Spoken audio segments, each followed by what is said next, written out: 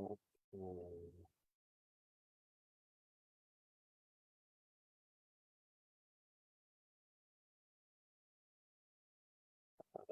we are live. Hello, everyone. Greetings and good evening to all of you. Blessings of the Noble Triple Gem.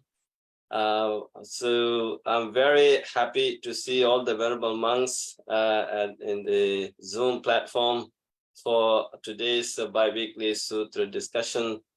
And before we begin our discussion, let us pay our respect and homage to the Buddha. Let's recite Namo Tassa 3 times together. Namo Tassa Bhagavato Arahato Samma Sambuddhassa.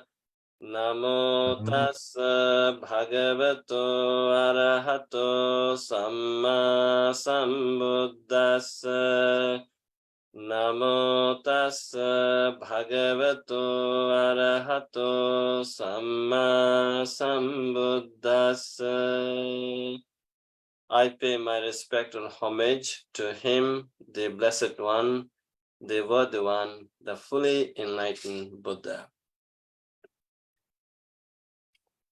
Okay, so today I had the kind of doubt that no monk would be showing up because it's a long weekend here in Canada. It's July 1st, is Canada Day, and in the United States, it's July 4th, tomorrow. It's also a long weekend. So I thought all the monks would be so busy, but today I'm very happy for the fact that some of you made the time to join this discussion.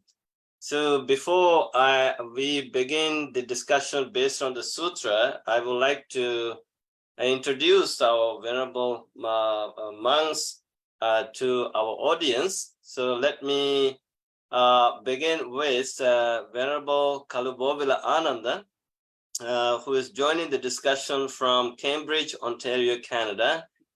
And then we have Venerable Shanta Sobana joining the discussion from Los Angeles, United States. And then we have Venerable Kusala joining the discussion from Boston, United States. And then we have Venerable Trudeau joining the discussion from Florida, United States. And we have then Venerable Jayasara joining the discussion from North Carolina, United States. Then we have Venerable Revata joining the discussion from Toronto, Canada. And then we have Venerable Chandananda joining the discussion from Toronto, but you're based in California, United States, so you're visiting our monks in Toronto. And in fact, today, I said, this is the first time you're joining our discussion. I was so impressed of your Dhamma talk delivered at the Bengali House in Richmond Hills. So I asked him to join the discussion and he happily joined. So I'm very pleased to have you for this discussion. And then we have Venerable Pesala joining the discussion all the way from Sri Lanka. It's early morning for you, as 3:30, early in the morning. And so it's, as Buddha says, Sukha Sangha Sasamagi, unity amongst the monks is a great joy, it's a happiness, it's peace. So this platform is not only to discuss the Dhamma, it is also a way to cultivate peace among the monastics and also to share this peace and the happiness, joy of the monastic life with our people around the world who are watching this discussion on YouTube and Facebook Live. So I also would like to give a warm welcome to our lay devotees, the friends who are here in Zoom platform, and also to those who are watching this program on Facebook and YouTube Live. And last Monday, we were supposed to have this bi-weekly discussion, but due to other spiritual commitments, we could not have the discussion, so we postponed it to today. So today we are going to discuss what is so difficult to do in the teaching and discipline expounded by the Buddha based on the on a sutra from the Samyutta Nikaya. It is known as Dukkara Sutta. Dukkara means hard to do, and maybe the sutta has been recommended for the discussion by Venerable Pesala, and it's very short discourse, but it has some very interesting points to discuss openly. And before we get into the discussion, I would like to kindly ask all our friends and venerable colleague monks and also the lay people who are watching on Facebook and YouTube Live to share this program in your social media timelines for the great benefit of your friends and colleagues. And this is the Dhammadana gift of Dhamma to your family members. And you never know, someone might be really benefiting from today's discussion. So please be kind enough and be generous enough to share this program in your social media timeline. Now, let us get into the discussion, and I would like to begin with Bhante Kusala, as usual. See whether you could give a summary of this sutta, and also then there's no real order, and I would like our venerable colleagues to raise your hand if you would like to tell a story or to share your point of views, your perspectives, your understanding, your experiences of what Buddha is talking about in this sutta of Venerable Sāriputto, actually, explaining here. Someone is asking the question, and Venerable Sāriputto, the chief disciple of the Buddha, is answering these questions. So, Bhante Kusala, could you please give us the summary of this sutta, if you don't mind? Of course, Bhante. Before I give the introduction to sutta, could you please check if your live streaming on Facebook is working for this discussion? I tried to see if it is there. It's not for me. It's there. Is it? It is okay. There. All right. So maybe I'll find it later. You have to refresh. Yes, Namami Sanghaṃ, my respect to all the venerables here. And for this discussion, we have a sutta, very short sutta from the Samyutta Nikaya, from the sāmaṇḍako Vagga.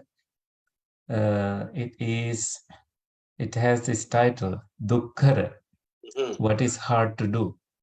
You know, when in ordinary life, we say when we try to do something, this is very difficult, very hard.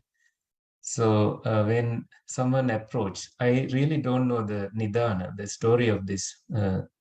If a deva, a heavenly being or maybe a human being asked this question, I went to the commentary, there was no mention of it. So someone is asking Venerable Sāriputta, Kiṅnuko āvaso sāriputta, Venerable Sāriputta, imasmiṃ dhamma vinaya, in this Dhamma and Vinaya, in this teaching and training, Kiṅ dukkharanti, what is hard to do? So that is the question. And immediately the response is, paribbājako āvaso imasmiṃ dhamma vinaya dukkharanti, dukkharati, ordination, going forth, becoming a monk is the hardest thing to do in this Dhamma Vinaya. So you see a bunch of monks here who have done this hardest thing. At some point in their life, they made the decision and consented, and they thought, you know, when someone is becoming a monk, they make a statement saying, Sabba dukkha nissarana niggahanattaya pabbājēmi. I think something closer to that, to let go, not associate any dukkha, to overcome any suffering. With that goal, with that intention in mind, that one goes forth. It's called going forth. In other words, abandoning your previous name, abandoning relatives, abandoning your household properties, anything, degrees or anything else. You let go of that former associations and become a monk. you know, there was this story in the Bhaddhiya Sutta of a king who became a monk, and whether he was in seclusion, in the open, he started saying, "Aho sukham, what a relief, what a relief." And then monks heard this and reported this to the Buddha, saying he must be recalling his pleasures as a king. And then the Buddha summoned him and asked, is that true that you say, what a relief every time? And he said, yes, I do say this, but formerly when I was a king, I had walls protecting me and security guards inside the palace, outside the palace, in the city. Now I am free from all those things. So I am saying, what a relief, so that I can celebrate every moment of being a monk. So he felt that way. And that story is found in the Bhaddhiya Sutta. And then another question is asked, Pabbajitena panavaso king dukkaranti. When someone is ordained, what is the hardest thing to do? And then the answer is, Pabbajitena ko avaso abhirati dukkharati. The hardest thing is being content that you are ordained, being delighting in this, in that path is the hardest thing to do. You can just put on robes and live that life, but delighting in that goal that you committed to is the hardest thing to do. And then if someone has delight in ordained life, abhiratena panavaso king dukkharanti. What is hard to do for that person who has found the delight in the ordained life? Abhiratena ko also dhammanudhamma patipatti dukkharati. When you are delighting, when you are satisfied, the hardest thing to do is to practice in line with the teaching. Dhamma anudhamma patipatti. So patipatti means a practice according to the teachings. Finding what is Dhamma, what is Vinaya, what is there to be trained, what is there to be learned and understood. So practicing in line with that is the hardest thing to do. And then question about timing is asked, Kiva chirang panavaso dhammanudhamma patipanno bhikkhu araham asati. So this person who's asking questions knows that the goal is to become an arahant, whose greed, hatred, and delusion are put off. There is no fire in that person. So that person has actually attained nibbana. So the question is, but if a monk practices in line with the Dhamma and Vinaya, in line with teaching, how much time, how long will it take for that person to become an arahant? The answer is not so long, Reverend. So it's actually a question asked by another monk, apparently. From that response, you can see Nachirang Ausoti. It's between monks that this Auso kind of form of addressing is found. So I say Auso to another monk who is in my seniority will say Auso back to me. So it's just like a friendly conversation. It's like in between Venerable Kottita and Venerable Sāriputto. Sometimes they had these conversations, although they knew the answers to these questions, but for the benefit of their students, they started asking questions from each other and then they responded. So, and I would like to bring up what the commentary says. It says like the length of realization could be that when you begin the practice according to the Dhamma, Dhammanudhamma Patipatti in the morning, you may get to higher realization by the evening. If you begin it in the evening, you may get the realization through the night or by the morning. So, and nothing else has been commented on in there. So with that introduction, maybe we can open this up for discussion. Thank you, Bhante. Yeah, thank you, Bhante Kusala. I think you did a great job by summarizing this sutta. The essence of this short, brief discourse is a question and answer session between the Venerable Sāriputta and another junior monk, maybe a colleague. So we don't know. The name is not mentioned, but it has something very deep. I think it's asking a question about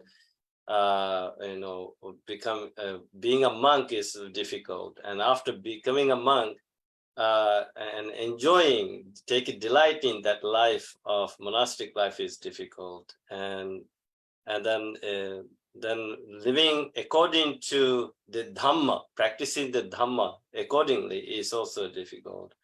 But then if we can live the life according to the Dhamma, practice Dhamma as taught by the Buddha, then it won't take that long to accomplish our spiritual goal. So now it's a question could be a question for everyone, even for the lay people who are here, who are watching this program. Why is it so difficult to become a monk? And why is it so difficult to take a delight in the monastic life? What are the hurdles? What are the obstacles? And why is it so difficult to practice Dhamma as expounded by the Buddha? So these are some questions that could be asked by anyone. So maybe we can get into this open, the friendly discussion. I wouldn't mind anyone speaking up, but if you don't, but I know for recent, Venerable Kalubovila Ananda became a monk. Actually, you lived a lay life, and you were married, and then you renounced the world with the friendly conversation that you had with with your wife. Then you got the consent. Now as a monk, I know maybe you had the difficulty in becoming a monk. Now you have become a monk. Now how does it apply to you? Maybe it could also be the same question for Venerable Jayasara from North Carolina. But first, let me go to Venerable Ananda. What's your thought on this? Greetings, Bhante. Greetings, all the reverends and Dhamma friends. I think, Bhante, when as Bhante Kusala was explaining, I was reflecting on what exactly happened to me. And then I'm quite new to Buddhism in that sense. Although I was born to a Buddhist family, I properly started looking at Buddhism only by 2017 beginning, early of 2017. But by the mid-year, I decided I want to become a monk. So I had a date of to turn over everything and become a monk by October in 2017, because I was handling a business, and so there was a lot of transferring of work to be done before I become a monk. But while trying to do that, I figured that I could not do it on time, that I apparently became a monk by February 2018. So it took some time. And then during that period, I was willing to go to become a monk, but then I couldn't because there was so much of other work and responsibility that you need to turn over before you become a monk. So while I was in the temple wanting to become a monk, but still couldn't become a monk because of so many other ties, I met another monk who was there, and then he asked me something which really sort of expedited my decision. So what he told us, he met me a month ago, and then when I met him, I told I'm here to become a monk. So then I met him after a month again. Then he little sarcastically asked, "Why are you still here without being a monk?" And then he shared me a story, a Zen story with me. What he shared was, so one day a Zen monk has gone to a village which is far away, a town which is far away after a long journey. And there was this place where he could take refuge, take a place to stay overnight. And he was traveling on a horseback, and there was a pole, a sturdy pole to tie your horse in front of that lodge. However, on that day, the pole was all full because there were so many horses. So the monk did not have a place to tie his horse, park his horse, like you park a car. park a vehicle. So what he did was he tied the horse to a small chair, and then he went inside. He was okay even if the horse went during the night, because he's a monk and he's ready to let go. So when he returned back on the following day morning, the horse is still attached to the a little wooden chair which he tied in the previous night. And then all of a sudden he started thinking. He had this epiphany that this horse is so powerful. He did not move from that flimsy chair, which is no way equal to a sturdy pole which the horse is supposed to be bound to. And isn't this the attachments that we also have towards our life? And when he shared that story, it really made a difference in me, that all the attachments we have are nothing but a flimsy tie that we have. If you really want to, we can let them go. But we think that they are not tied to light chairs, but they are tied to sturdy, unmovable poles. And that really made a difference in me in becoming a monk. In fact, when the things that I couldn't do or couldn't turn off were very simple things. For example, when I was, before I became a monk, I also was lecturing at a university, and I had about 500 papers to be marked. So that was one thing which kept me from becoming a monk. So then when he said this Zen story, I thought to myself, why can't I ask a friend and then just delegate it over? So again, if you are to leave and sort all your business in life, there will be no such thing as sorting all your businesses. When we go to cemetery, we say the wording "rest in peace." But if you ask any person, there's no way a person could rest in peace at a given point, because there's so many pending work which he or she should do in the next few hours, few days, few months. There's so many pending work. So I think the real way to detach yourself is just get into that without being tied by all these flimsy ties. So that was the first part of becoming a monk, which was a great experience. And then one of the good things happened was, like, when you have to go through that process, you really understand what you're really attached to in this world. One more thing, that I started living a very, very minimalistic life. My house was very simple. I had very few furniture because I was trying to become a minimalistic person. However, when I was getting ordained, I also noticed that I still had a truckload of stuff in my house where I had to go and dump it at my parents' house. So even though you think that you're very minimalistic, now I was being very minimalistic. I only had 5 black trousers and 5 white shirts and a few ties. So I made it very simple. Even with that, you have a huge truckload of things which you have inside your home.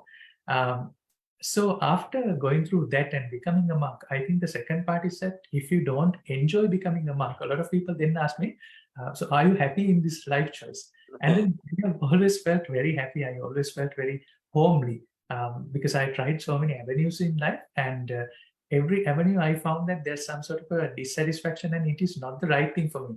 But being a monk, I quite find it that it's a right place for me, because I'll share a small thing. When I used to have the business, I don't like selling stuff for profit, although it's very, very normal and very nice. It's a right thing to do. You sell things for profit. I feel really bad when I have to sell stuff to people for profit. So when people come to my office, I would just like to give them freebies. So we give away things. So my office people used to say, sir, you don't come to the office, we will do the selling. You just stay at home, because if you come here, you're going to give it for free. But now as a monk, I find that it's about asking people and then giving it for free. So I find that in a way, it really aligns and makes me happy.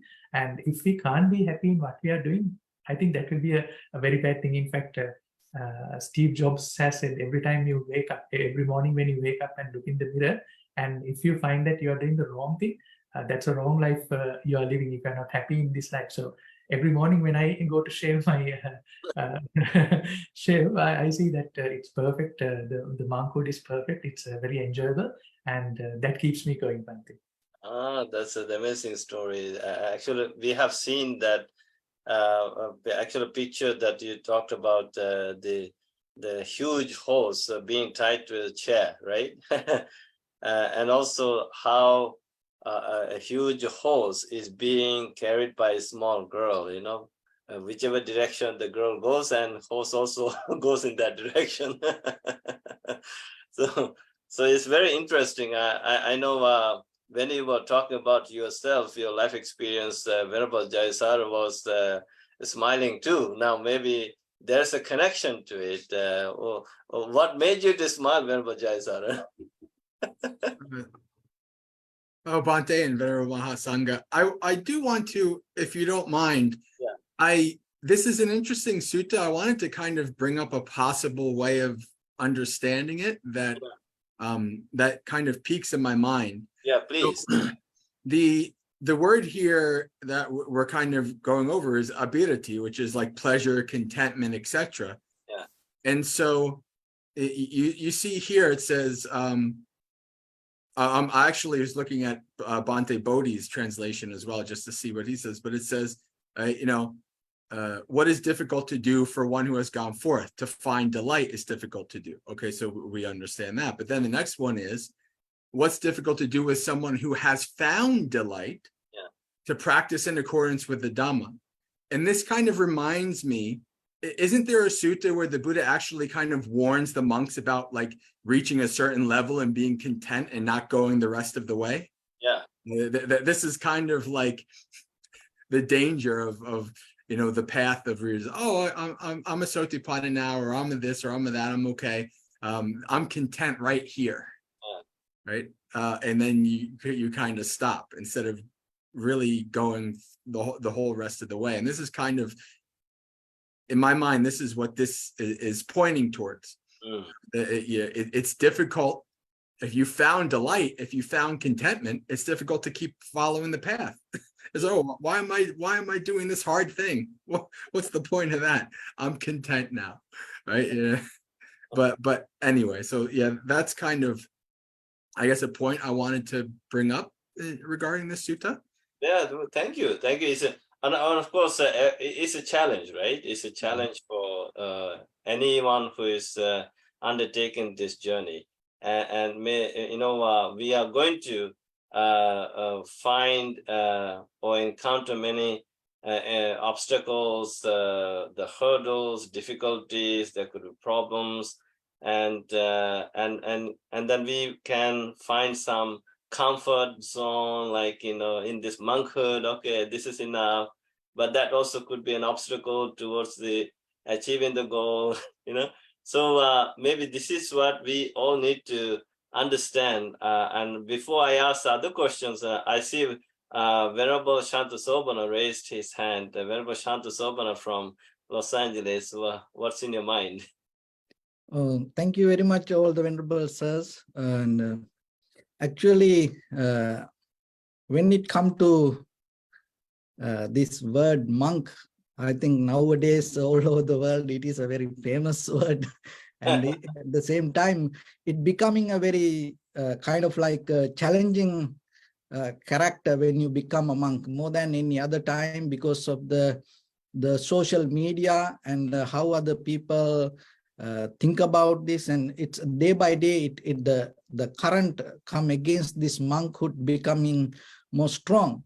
And one of the important thing, I think, that according to the sutra, and at the same time, if we understand the very meaning of this word monk, I think it will help us to become very clear about the path and all the difficulties and how we can get out of that. So when it comes to the meaning of the monk, this word, especially the monk, come from the Christian tradition.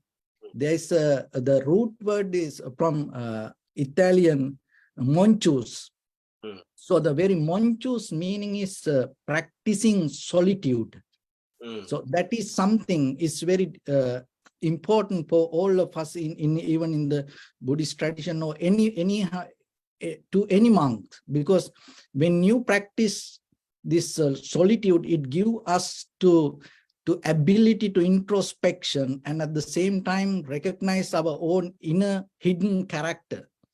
So that is a great challenge for all of us, because most of time our all bodily, verbally, mentally actions become our expression of our inner character rather than purification of the character. So when we become a monk, we have a greater challenge to get out of that expression or the passion and completely purify. So, and that is why in a kind of like in Buddhist tradition, we use the bhikkhu in Sanskrit or the bhikshu. So, and one of the meaning is beggar, no doubt about it, period. And other one is that the bhayam ikkati iti bhikkhu.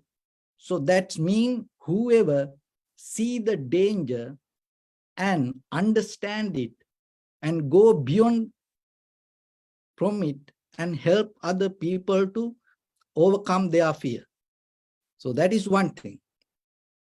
So, and another meaning come from the Hindu tradition. It's a sannyasi. So the sannyasi also is a kind of like the same meaning, the monk, but it has another way of explaining that word. Is kind of like some plus me plus us. So that means the person who have ability to totally go down or knee down and uproot that all the negativities from himself, and at the same time helping others to uproot their negativities. So that is one meaning. And another meaning is in Sanskrit, is called vairagi. That is a very beautiful meaning. I think that is very relevant for today, for all the monks and especially for all of us, because vairagi, viraga, that means without attachment, having a life. Another is viragban, and that means it's without getting colored. This is the very important part. Why? Because sometimes we interfere with the life and we fully engage with ourselves and at the same time with the society. Sometimes what happens when we engage with the society, even though we have the intention to give a greater benefit for the society, end of the activities or the end of the session, what happens, we get colored from the outcome. So then what happened, rather than becoming purify ourselves out of activities, we get colored. So in that way, this vairagi is another meaning is, even though you have ability to interfere with the society and intention towards the selfless service and the tiredless service, and at the same time that selfless pleasing, you have to have ability to maintain your life without getting colored from the outcome. So today, most of time what happens, and as we know, and we mostly engage with the society. Of course, there is some certain monks stay in the forest and practice and according to that tradition, but at the same time that the most of monks, as we all are, engage with the society. But how we can maintain our own solitude without getting colored from the people who we associate? So for that, there is the lesson that one time when I was in Nilamba Meditation Center, because I used to go there most of time to practice my martial art when I was in Sri Lanka. So Godbin Samaratna sir was like a father to me, and he was so compassionate. And he told me one time in a session in that little meditation hall, our circumstances, we don't have power to change the circumstances. but we have ability to uplift our consciousness or the awareness. So when it comes to that, how we can develop that our consciousness rather than get tangled with the circumstances, the selecting or the finding the right lens to look into the world. So I think as monks, I think it is a greater challenge for all of us to find the right lens, because as we know, there are lenses. When we look through that lens, sometimes things can become smaller. When we look maybe from another lens, when we look, it can become kind of like appear like a big. So personally, ourselves, when we live this life, when we practice this solitude, when we trying to become uncolored, how we can find the right lens for ourselves without getting influenced by our own character or our own mental formations, and at the same time, out of this life to becoming more better, productive person. So I think finding that right lens is the important. For that, we need somebody know about it better than us. I think that is why in the Theravada tradition, we always follow the elders' word. Because they have the ability to give us the right lens, and the Dhamma itself giving us the teachings to find the right lens. I think it's, and as monks and even in personally myself, that all the time I had that difficulty, and at the same time, I was so fortunate to find the people around me to give the right lens to look through it. Yeah, I think that's very important what you have brought up, even how you gave the nice the definition of the meaning of all this, the pabbājā, sannyasi, the monk, and these are very interesting words. Plus, it's always good to know the real meaning, why they are called a monk or sannyasi, etc., etc. And I'm also very happy how you brought up this Nilambi Meditation Center. That is also the place where I received my meditation training. And I can visualize even Mr. Godwin Samaratna, how he came to our monastery at Primrose Garden. He taught us meditation to a group of novice monks. We had a lot of great memories going to Nilambi Meditation Center for retreats, where we also met a lot of people. He was very, I would say, very kindest lay person who advanced in the Dhamma, in this journey.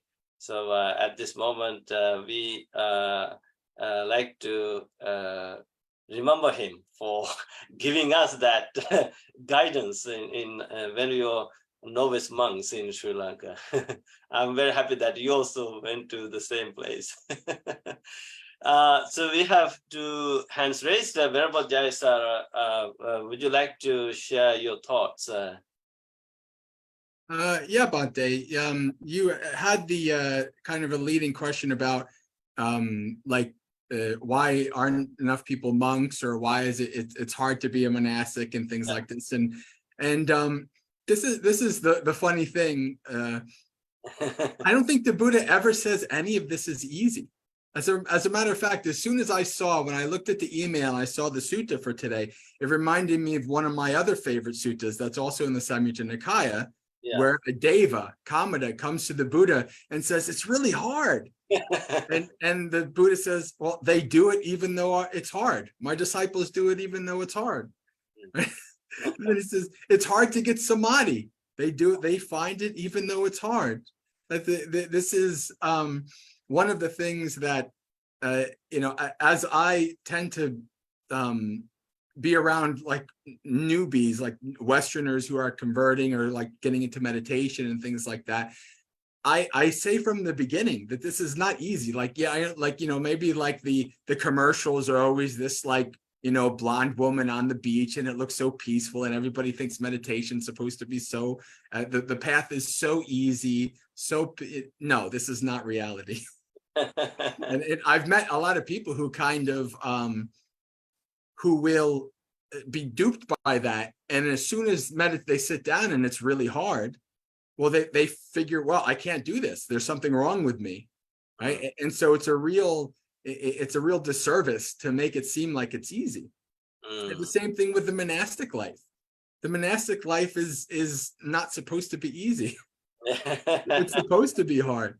And the Buddha set it up in this way so that, if there's what they call like a self-selecting thing, right? The Buddha set it up so that it's very easy to disrobe, right? I remember in my early days, this is my 7th Vasa coming up. And I remember in my early days, once or twice I felt maybe when I was 1 year, maybe 5 or 6 months, once or twice a part of my mind felt a little claustrophobic, like, oh no, I'm a monk. And then I reminded that part of my mind, well, you can leave at any time. Yeah. And then that part of my mind calmed down. Yeah. And it's like, okay, let's just continue meditating. Let's just continue practicing, right? So I kind of was able to acknowledge it's hard. The Buddha allows you to leave. Yeah. If you really want to leave, you can leave. And well, I haven't had any desire to do that yet, after 7 years. But it's not easy. It's supposed to be hard. But the Buddha says this goes against the stream, right? And this is what I tell people. It goes against the stream of society. It goes against the stream of our I'm blanking out. It goes against the stream of our culture. It goes against the stream of our evolution. Right? It goes against everything that kind of comes together that makes us a being. And now you're practicing to unravel all of that, to abandon all of that. Yeah, it's going to be hard. Yeah, it is hard. I think you're right, Venerable Jayasara. I don't know where, in which sutra the Buddha mentioned he's comparing the monk's life to, it's like swimming against the current river, current of a river. So it's very hard. Anytime you could fall Yeah. and get carried away by the current of the river, right? And I'm sorry, Bhante. Yeah. Go ahead. Well, I like I said, I've been a monk 7 years. Yeah. And I've met many senior monastics, and they can have pages and pages of people, of other monks they knew that disrobed over the years. I know at least 6 people who've disrobed. Yeah. Almost 1 for every year I've been a monk. Yeah. This is the kind of the nature. It reminds me of Ajahn Chah when he tells the story about he ordained for the Vasa with a bunch of his friends, and then they all disrobed, and he's like, well, I guess there's nothing to do but practice. I know even there are some senior meditation teachers in the United States. They had been monks for a long time under Ajahn Chah in Thailand. But when they moved to or returned to the United States, they found it very difficult, right? That they disrobed, but they continued to teaching meditation and dharma as lay teachers. But anyways, it indicates, becoming a monk, being a monk is a very difficult task.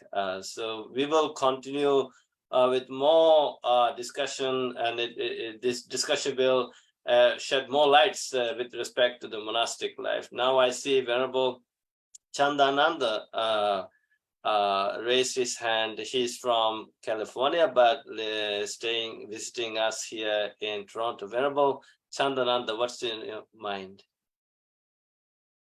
First of all, thank you very much, Bhante, Venerable Dr. Saranpala, for having me invited to share some thoughts of Dhamma, and I really enjoyed it. And thank you all the Venerables for sharing your wonderful, enlightening thoughts on this particular sutta. And this reminds me of a particular Dhammapada stanza found in the Dhammapada, which goes, Sukarani asadhuni attano ahitani cha yang ve hitancha sadhuncha tang ve paramadukkharani.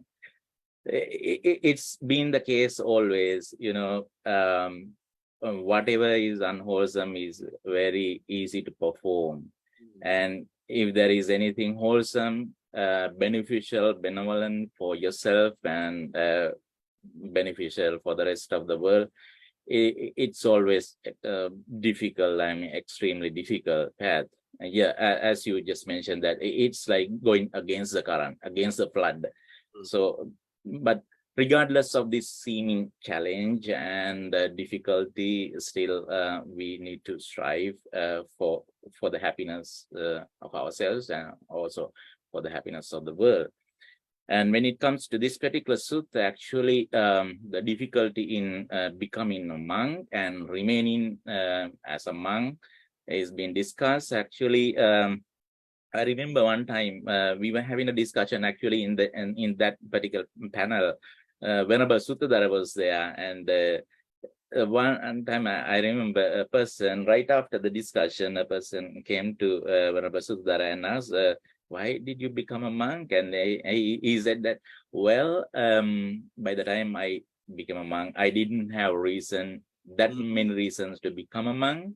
But when I look back, now I find thousands of reasons to remain as a monk.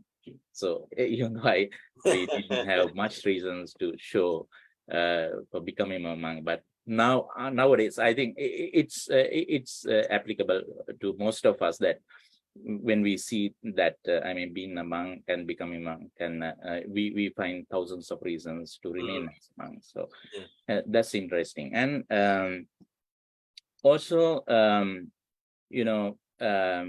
becoming a monk, it's really difficult, and especially to be delight in our life as a monk, it is also extremely difficult.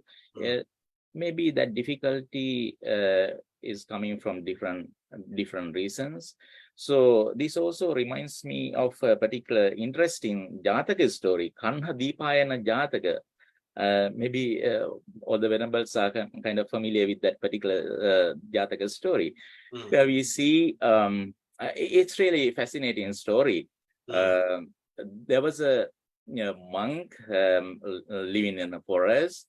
So he was having that secluded life, but closer to that monastery, there was another family living, husband, wife, and only child. One day, somehow, they were having a very close relationship, and they were, taking care of the requisites of that particular monk. And then one day, that young boy, he was bitten by a snake, and then the helpless parents, they didn't have any other option, so they thought to take him to the nearest monastery. They didn't have nearest hospital, so they brought that young boy and said to that monk, "Sir, my boy, this child has been bitten by a snake, a venomous snake. So please do something. We are really helpless." And he said that, "Well, I'm a mendicant, but I'm not a doctor. All I can do is if you are interested in, I can do a kind of asseveration of truth, which we call saccakiriya." So he said that, "Well, I have been a monk for almost 50 years, but only 7 days I was happy.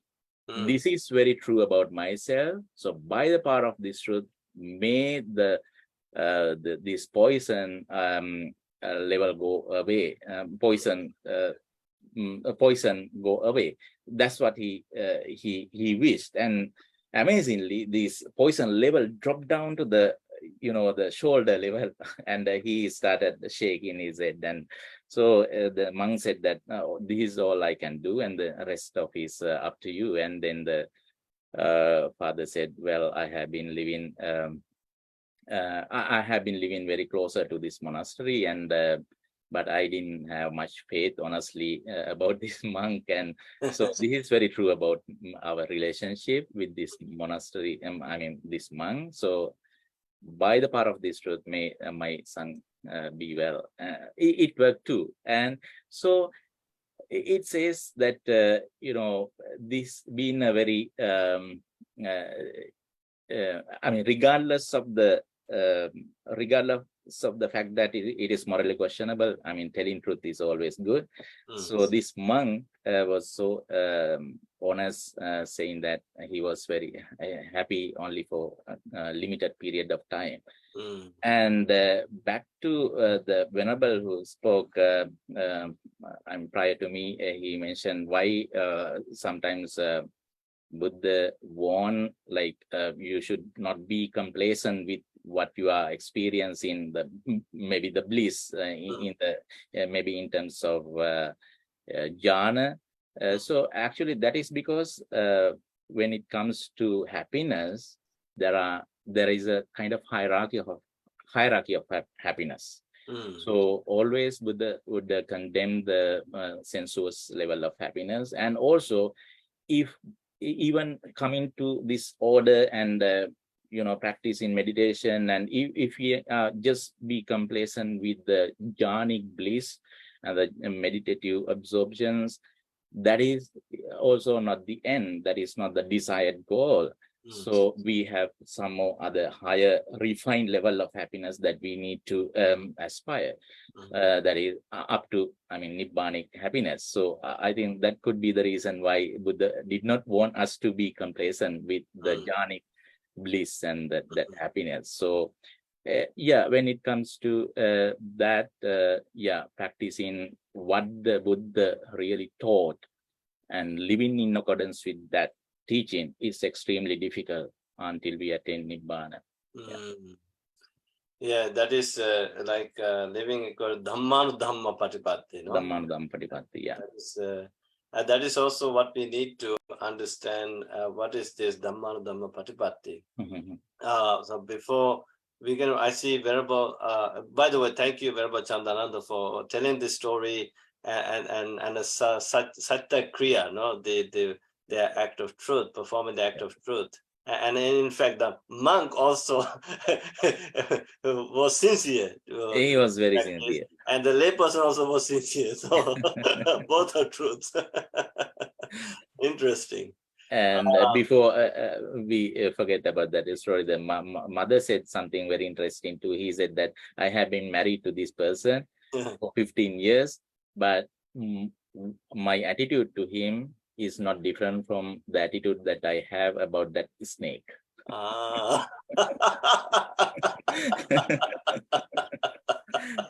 That is also the truth, right? That is very true. Interesting. Thank you. Venerable Trida from Florida, what's in your mind? Thank you so much. Salutations to all of the venerable and most venerables here present today. Thank you for having me. I first glanced through this and I said, why is it so short? And a lot of mixed emotions went through my mind. I was having to wait for some of you to talk first for me to get a clue on where to start. The word dukkha, difficult to hear, difficult to accept, nonetheless difficult to practice. I took out of 8 years being a monk, one of those years in 2017 was in complete silent retreat here in Florida, in Gainesville. 1 year. I think I spoke maybe 4 paragraphs the entire year and wrote a lot, studied a lot, meditated a lot.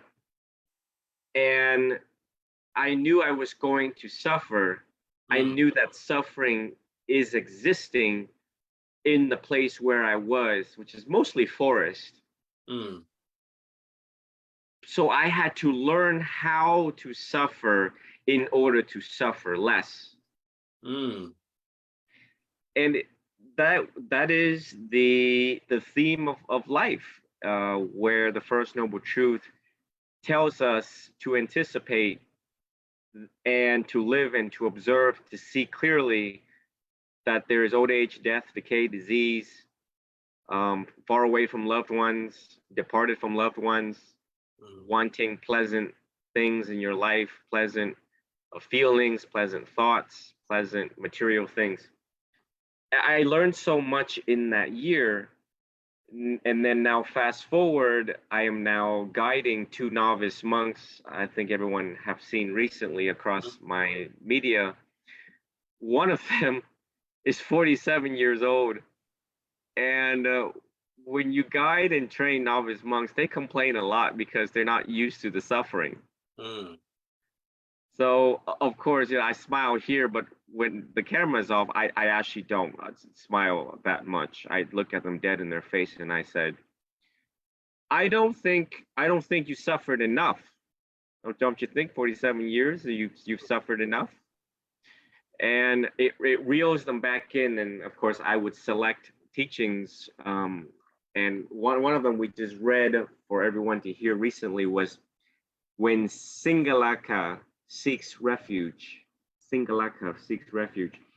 And when the Buddha gave him instructions about the 4 types of enemies, about the 4 actions, how to treat your parents, workers treating their boss, how their boss should treat their workers, the Buddha gives instructions the how in life.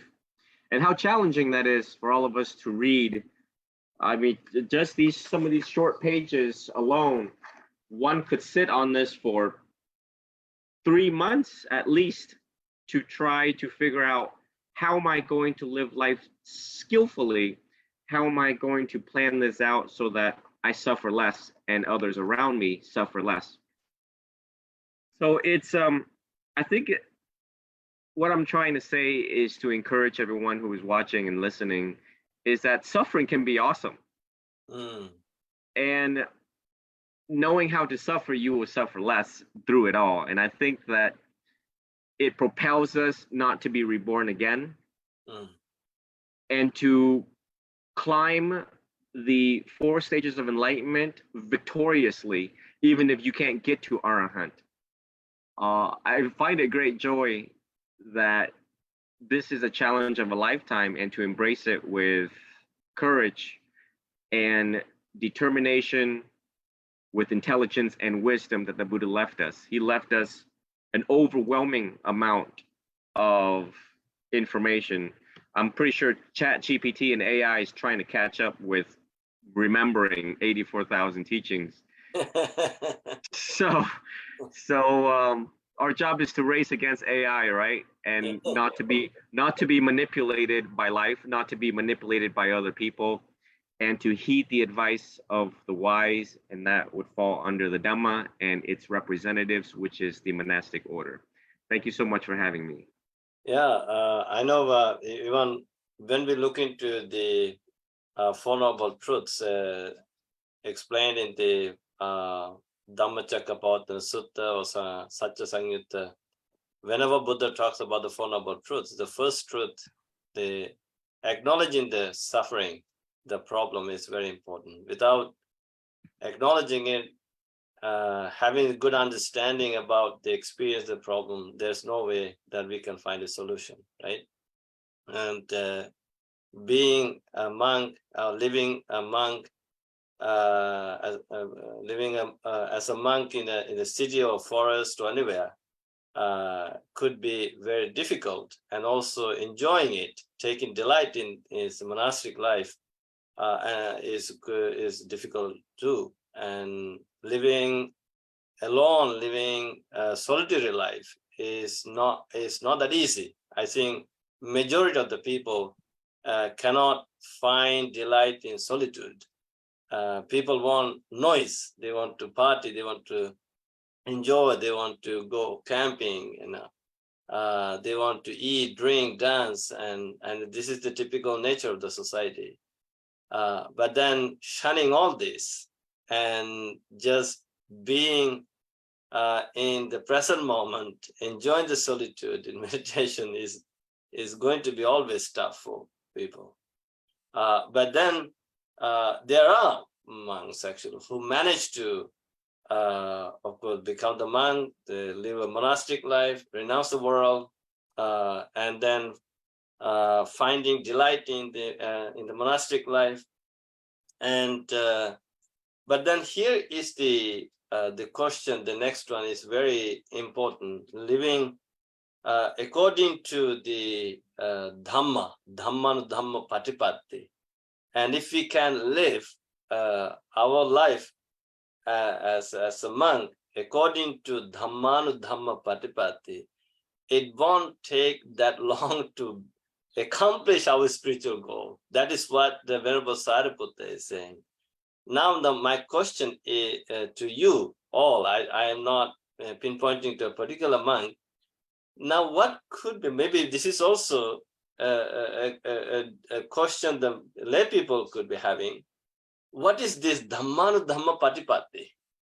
If Venerable Sāriputta is saying, if a monk could live his life according to this Dhamma patipatti, it won't take that long to become enlightened. So what is this? Do you have any idea to talk about this? Anyone? Venerable Pesal, are you here? From Sri Lanka. And also thank you, Venerable Pesal, for mentioning the sutta, the Daru Kandopama Sutta, where we see the simile, like, living monk's life is like going against the current of flood of a river. So that is in that sutta. So Venerable Pesala, do you have any idea to share with us what is the Dhamma patipatti? Teruvan Saranai to all Bantis and my Vandana to all Bantis. Hope I can hear you all. Yeah, very clear. Yes, Bante, I was thinking to add something onto this sutta, and it is difficult. And since it is a short one, so it is hard to explain it. And even in the commentaries, I could find less amount of information. Yeah. So I think, Bante, like now before moving into that, I would like to share one of my experience recently we had, and I saw that Bante Sarnapalo shared about that the Padacharika we had recently. Yeah. And we have covered like 95 kilometers by just walking. That is you. Yeah. Sadhu. No, I mean not only myself. There are about 100 monks. Oh wow! Different monasteries got together, and we have traveled through from Anuradhapura to the temple which is at the northern province. So in that path we have almost covered 95 kilometers. So it just by looking at the external, it seems like we are getting much suffering because of the heat and because of the distance and because of the obstacles which we are facing on the way. But Bante, when we are at the journey, as a bhikkhu, we feel lots of pains in the body, and there were nothing to do except practicing the object of meditation, like Satipattana or something like that. So when we deeply in the Satipattana for a longer period of time like that, because throughout the morning and throughout the evening, we have to just focus on the Satipattana, nothing else. Otherwise, the pains will come up from the body, and it's difficult for doing the work, difficult for the walking. So I felt that, and even after the journey, we have our teachers and all the monks. We got together and we discussed. So in that we felt like the parami, that is a famous parami known as aditthana. So that aditthana, or the resolution, has to be there. So when we perform in that way, though there are lots of obstacles, we don't feel them much, because our inner satisfaction and inner samadhi is building up, so we can face that all the difficulties. So I think that's what mentioned here in this sutta. Getting the pabbajja means the going forth from the home from home to homelessness. So that is the basic meaning of the pabbajja. And it's so hard in this Dhamma Vinaya means the teachings, and Dhamma mean teachings, and the Vinaya mean living according to the Dhamma. So it's very hard in this, teaching. So so that's what it mentioned. Like it from the external, it seems like it's a difficult thing, but actually when one comes to the path, to the real Dhamma Vinaya, actually it brings him the benefit. Like he's the most happiest one. Like one of the venerable earlier mentioned about Asaji Sutta, I think Bhante Kusala. It's very beautiful sutta, that Asaji Sutta. In that Asaji Sutta, being a king, he was experiencing all the comforts as a lay person. But after becoming homeless, like as a paribbājako, he was experiencing much bliss. Even that blissfulness, even it is better than the royal comforts. So likewise, as a bhikkhu Bhante, it's hard to find the true Dhamma Vinaya. And also abhirati mean the higher, rati mean attachment, and that means with the satisfaction of such kind of achievements, like the taste of the Dhamma is a hard thing. And also Dhamma patipatti means living according to the Dhamma. It's very hard, as few venerables explained. It's about Mahasārupam and Chūla Sutta. Buddha said, some monks, becoming a monk, they were getting much materialistic wealth, so they are satisfied with that. Another group of monks, they were practicing much sila, much focus on the sila. They have the completion of sila, but in that they are just satisfied. And also there are some group of monks, they are satisfied with the sila and samadhi, and also some kind of monks are just jnana darsana mean, you may have heard, there are 6 chalabhinya, means 6 levels of higher psychic powers. Out of 6, even 5 psychic powers can be gained through without Buddhism. In other religions also, they have got these 5 types of psychic powers, and there are some monks, by getting those psychic powers, they just satisfied. That comes beyond the samadhi, and still they are not get the essence, as well as finally the Buddha said akoppa cheto mukti. If one gets the unshakable liberation from all the attachments, that is the purpose of practicing this brahmacharya, all this Dhamma Vinaya. So that's what Bhante, it's mentioned in Dhamma Vinaya. It's a hard thing, and when one suppose I've seen that some even recently in Sri Lanka also, some bhikkhus questioning that for an example, we should skip the dinner.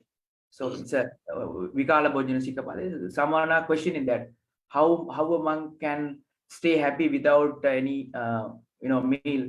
So that is called Vinaya. So actually, though from the external it seems like very hard thing to do, but actually when it comes to the practice, it gives us the the pleasure that bhikkhu need. And to add that, if one wants to find reasons for that, if one reads the Baddali Sutta and also the I could remember the sutta and another sutta, Kitagiri Sutta, and Buddha clearly explained the benefits of vikala bhojana and how it helps us to gain the liberation. So like what Bhante, there is a real close connection between the real Dhamma and the real Vinaya. So it is very hard to find. And if one find that with Dhamma Vinaya, and if one lives according to that Dhamma Vinaya, finally the Sāriputta said to that ascetic that within no time he will be enlightened. So that's what at the end of the sutta mentioned. So Bhante, I think so as monks we have to be very careful.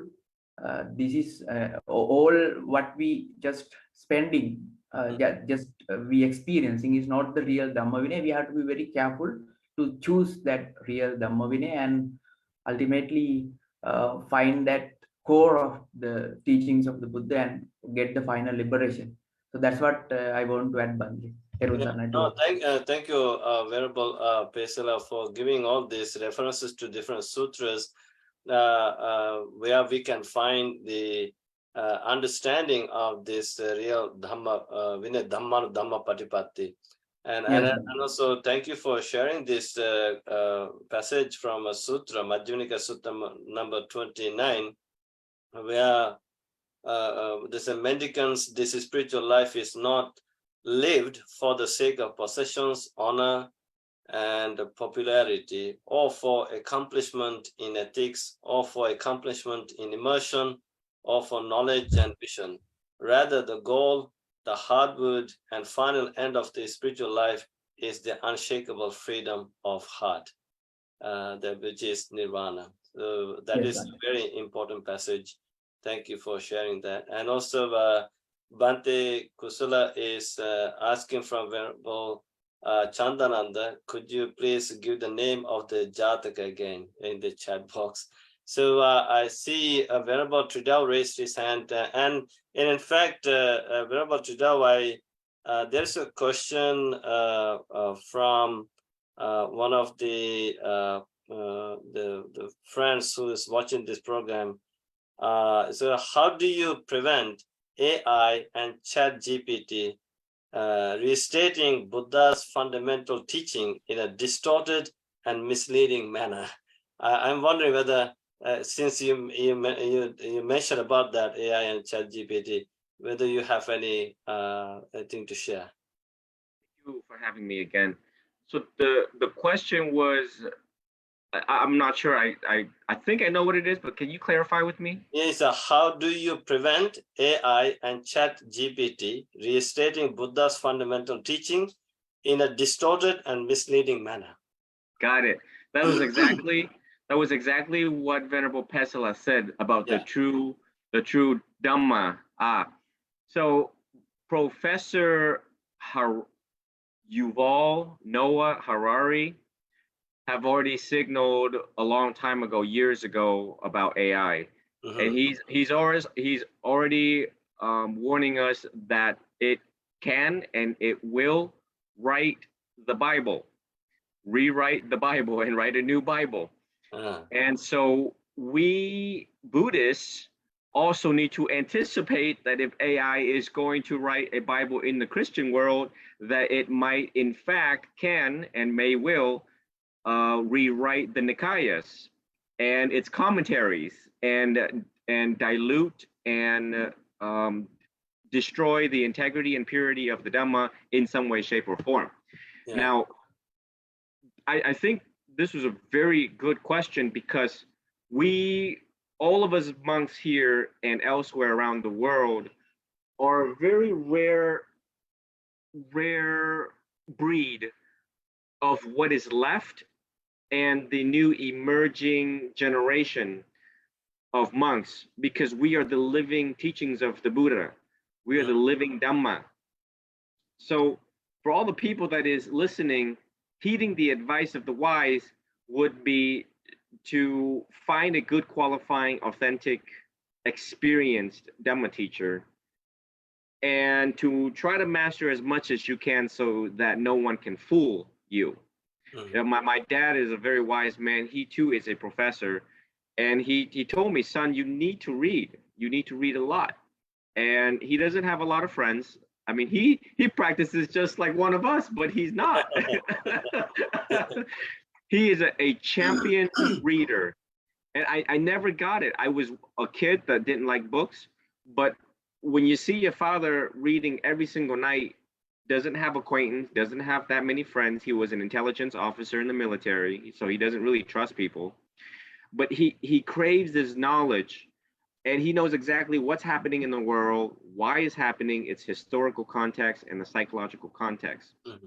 So, you know, with the books that we have left, this gives everyone a sense of urgency about how to hang on to temporarily the teachings, the teachings of the Buddha right now, and how all of us are available to be there for the people, and how rare it is in such an alarming change in the world, the impermanence and dukkha in the world, that yeah, I really have reason to believe that it's going to rewrite the Nikaya and could distort. And not only that, the worst part of it, it's going to learn my voice, it's going to learn everyone else's voice and faces.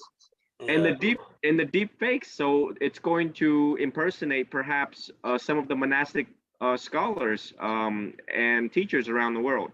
Yeah. So again, this goes back to death meditation, is that we're running out of time, and if it is going to decimate us and the integrity and of the teachings, then we need to do what needs to be done, study what need to be studied, and practice what needs to be practiced. And I like to conclude with that. Thank you so much. No, thank you. I think you're right. ChatGPT, there is a possibility of distorting the true teachings. I mean, the modern people, I mean, it's okay to, we are not anti-technology, we are not objecting, we are not saying it's bad, it's fine. But I think we should be mindful not to completely depend on this ChatGPT, because it's going to make people lazy, especially those who are growing up, especially the kids. So for us as monastics, I think we all should be mindful to memorize, go back to the oral tradition so that we won't lose the true teachings, right? So that's very interesting. Thank you. Venerable Chanda Ananda, did you raise your hand? Is there anything to share with us? Yes, Bhante, I just wanted to comment on that, you know, the counterfeit versions of Dhamma, the fake Dhamma. Actually, there is a great tendency. It's been the case every time, even in the Buddha's time. There was certain signs of appearing the counterfeit version of the Dhamma, the fake version. So then Buddha actually had delivered a particular sermon on this subject. Actually, he said that, well, as long as pure gold is existing in the world, no one is going to get deluded by fake gold, you know, the counterfeit gold. Even so, as long as there is only pure Dhamma, the authentic version of Dhamma, nobody is going to get deceived by other Dhammas. But there comes a time where we see some people, sometimes on purpose, sometimes maybe because of their ignorance, they somehow come up with their own personal Dhamma version. So, and they might use the same references, but they would interpret in accordance with their whims and fancies. So then we have to be really careful. You know, actually, Buddha had guided us, providing us with 3 criteria. That is very important that we take those 3 criteria very seriously as we determine what is true Dhamma and what is not. So those 3 criteria, like the sutte otare tabbani, vinaya sandasya tabbani, and dhammataya upanikipit tabbani. So we have to always check whatever the Dhamma we hear, we read, we listen. We have to make sure that we compare it, and we put that in the formulation of 4 noble truths. That is sutte otare tabbani. Actually, the sutta here means the formulation of 4 noble truths. So if anything that is not coming within the sphere of 4 noble truths, it cannot be a Dhamma, because towards the end of the Buddha's Dhamma mission, he sort of concluded saying that all I have been teaching so far is just the 4 noble truths. So it's like just as the footprint of an elephant can contain in the footprint of any other animal. So is the doctrine of Four Noble Truths. Any doctrine given by the Buddha is ultimately can be reducible to the formulation of Four Noble Truths. So that is the very first criteria. And also Vinaya here, Vinaya means the Raga Vinaya, Dosa Vinaya, and Moha Vinaya. If it is not leading to Raga Vinaya, Dosa Vinaya, and Moha Vinaya, it cannot be a true Dhamma. So it's definitely a fake version. So then Dhammataya Upanikipittabhani actually that is we had to always compare it with the doctrine of Paticcasamuppada. That is the crux or the essence of the teachings of the Buddha. So if it is not agreeable with the Paticcasamuppada, the doctrine of Paticcasamuppada, definitely it cannot be a it cannot be a true Dhamma version. So yeah, that's where we had to be very cautious. So we see a lot of science today. Even monks, unfortunately, they come up with their own versions of Dhamma, and yeah, it's so sad. That's why we need the elders who are well versed in the Dhamma Vinaya, right? Yeah. Yes. Thank you. These points are very interesting. So thank you, Venerable Chandananda, for bringing up these points. So Venerable Shanta Sobana raised his hand from Los Angeles. Venerable Shanta Sobana. Yeah, thank you very much giving me this opportunity again. So one thing is what I want to mention about this monkhood. I think we have to be very clear. There is nothing hard or easy itself outside in the world. It's all depend according to our own interest and according to our own understanding. So as example, Venerable Trijao mentioned, it is very important to see why we become a monk. That reason is change all the spectrum about the monkhood. And at the same time, I saw this Venerable Kalubovil Anand that put a Facebook post about this. That's becoming a monk, about this. The situation keep going on in this about this monk. And actually, that's why that is very important in that Facebook post that Venerable tried to introduce, that whoever, when they become a monk, they should have some kind of understanding and the background and the reasoning themselves to have more clear understand about their own life and the responsibility.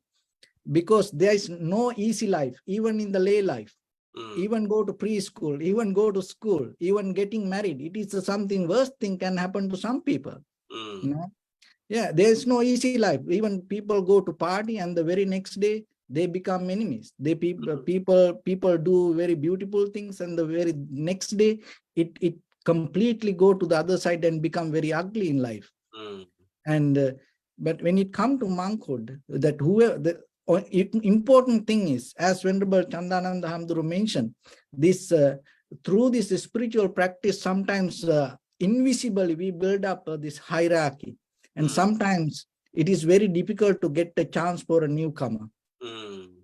So if we are capable to give a chance to anybody, I think that will open a window for the person to look something different. That's why whoever come to me, and if anybody asks what the person want to move forward and want to do something, I always say, if you try, can you try to become a monk at least for 3 months?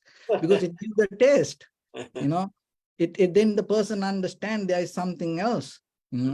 So that is because sometimes that giving chance, sometimes we don't think that much, and especially when it comes to this ChatGPT, and it is very important. One day we should do another session about it. And what I think it is a very interesting, because why this ChatGPT became so famous, popular, because one of the very forgetting part, even when it comes to our human life, when somebody asks questions, we don't give answers sometimes. We have nowadays, we don't, especially after COVID, we losing this ability to having a proper conversation as people. So then sometimes when people have a situation to know something, So if you go into the ChatGPT, it's a kind of like the way you ask the question and it's going to give the right time. It doesn't matter how many questions you ask, and it's going to give the answers. And if we look at the Buddha's teaching, Buddha never taught anything. Mostly, it had most of the conversations. It's the real kind of like a model that the Buddha's version came to these machines and technology. We can't stop it because people always go through the comfort, and it is not something wrong thing, or we can't stop it and we can't go beyond. Why? Because it is the very production of the human consciousness. It is not a machine going to do something. So only way, I think, we have to build up artificial intelligence or the ChatGPT Tripitaka.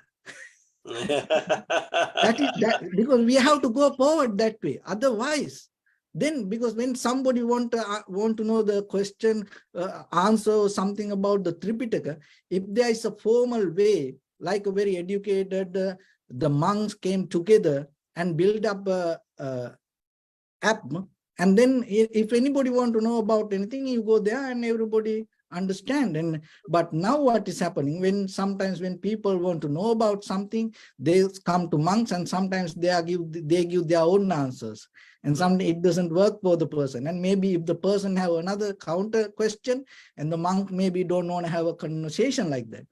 But if you go with the app, whatever the questions, you can go many times. And so I think one of the solution to get out of this, build up a very good and proper, authentic level of artificial intelligence programs with the Dhamma. Yeah, so that is my idea. Actually, whoever listen this, because sometimes we're young people and well-educated the people regarding programming, maybe think about it. No, we will definitely have another discussion on this topic. It's very interesting. Actually, I had this in my mind for the future discussion. So thank you, Venerable Shanta Sobana. I see Venerable Jayasara from North Carolina raised a hand again. Please speak up. And I see Venerable Tataloka Bhikkhu, or disappeared again. Okay. Venerable Jayasara. Okay, so I just to close out, we have only a couple minutes, so I'm going to be very quick. But actually, I thought it's actually a good idea, because as monastics, when something new comes up, they ask us, what about ChatGPT? What about this? What about that? And you said, Bhante, about how monks are not, as Buddhists, we're not necessarily against technology. It reminded me of like a year ago, my teenage nephew told me about this video game. It's like in this futuristic world, like 100 or 200 years, and everybody has like cybernetic eyes and, robotic arms. And there's Theravada monks that wander this city that are against all technology. I actually saw it on the screen. You see like these Theravada monks in this video game. It's pretty neat. But yeah, I think that this is actually a very good topic, because people do. And, for those of us who are young and who might be in the monastic life for 20, 30, 40, 50 more years, there's a lot of interesting technology coming down the pike, and people are going to have a lot of questions to Buddhist monks about these things, ChatGPT being one of them, which there's already some backlash in from doctors and scientists that are basically pointing out that ChatGPT is actually making up a lot of stuff. So this is, as somebody else said, this is something that is going to be an issue in a variety of fields, just like ours. And as I said in the chat, the wonderful website, fakebuddhaquotes.com, will be very busy for years to come. Yeah, and I think we should come up with the topic, ChatGPT Buddhism versus proto-Buddhism, something like that. That could be an interesting topic. So we have come to the end of the discussion today, based on this Dukkha Sutta from the Samyutta Nikaya. And I think all of you made many things very clear to our audience, and they are greatly appreciating this. And I see Venerable Ayya Tatalok just joined, and she left the Zoom platform. Thank you for joining the discussion, at least for a few seconds. Let us wind this up by reciting the Ovada Patimokkha verses. I would like to invite Bhante Kusala from Boston to recite the Ovada Patimokkha verses today. Namo tassa bhagavato arahato samma sambuddhassa. Namo tassa bhagavato arahato samma sambuddhassa. Namo tassa bhagavato arahato samma sambuddhassa. Sabba papassa akaranang kusalassa upasampada.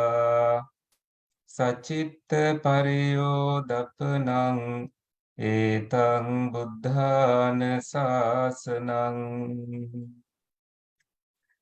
Anupavādo anupaghāto pātimokkhe ca saṅvaro. Mattaññutāca bhattasmiṃ pantañca sayanāsanam. Adhicitteca āyogo etaṃ buddhāna sāsanam.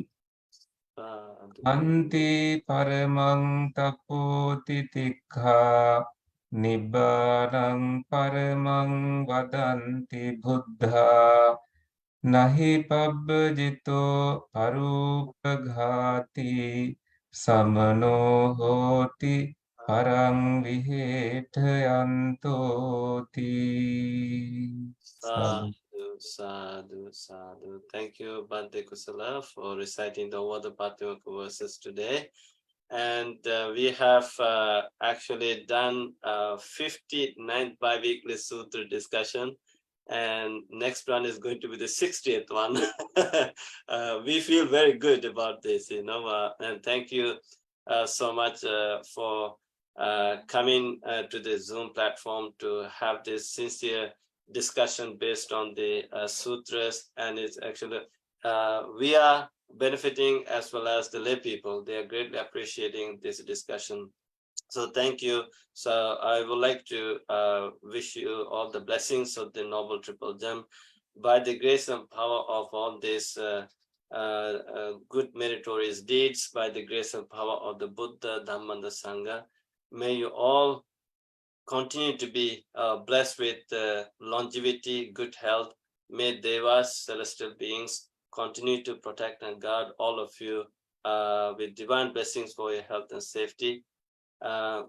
And also we would like to give these blessings to our devotees who are here on Zoom platform and who watch this program on Facebook and YouTube Live. And may all blessings be with you. Sabbe satta bhavantu sukhitatta. May all sentient beings be well, happy, and peaceful. So with these thoughts in mind, I would like to wind this up and today's discussion. And good night from Canada. And I'm looking forward to seeing you all in 2 weeks' time. Until then, be well and good night from Canada. Bye-bye. More merits for you all.